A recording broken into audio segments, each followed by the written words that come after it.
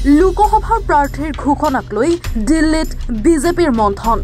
প্ৰায় 18খন ৰাজ্যক লৈ আলোচনা সংসদীয় বৰ্ডৰ অসমৰো প্ৰাৰ্থীৰ তালিকাক লৈ আলোচনা কেন্দ্ৰীয় নেতৃত্বৰ 11 সমষ্টিৰ প্ৰাৰ্থীৰ তালিকা চূড়ান্ত বিজেপিৰ আজি ঘোষণা হ'ব পাৰে 5 সমষ্টিৰ প্ৰাৰ্থীৰ নাম কেইবাখনো নতুন মুখে স্থান পাব প্ৰাৰ্থীৰ তালিকাত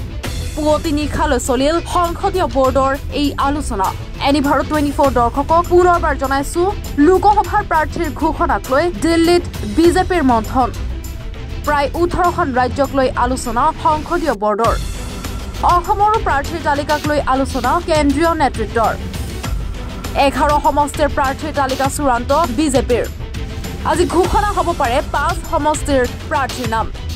কেইবাখনো নতুন মুখে স্থান পাব প্ৰাৰ্থীৰ তালিকাত পুৱতি নিশালৈ চলিল সংসদীয় বৰ্ডৰ এই আলোচনা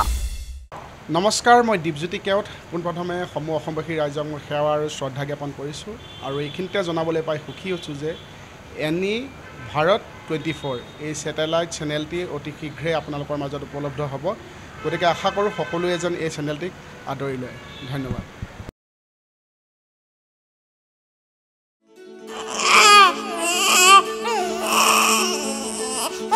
অভিনন্দন আপোনাৰ এজনী ছোৱালী জন্ম হৈছে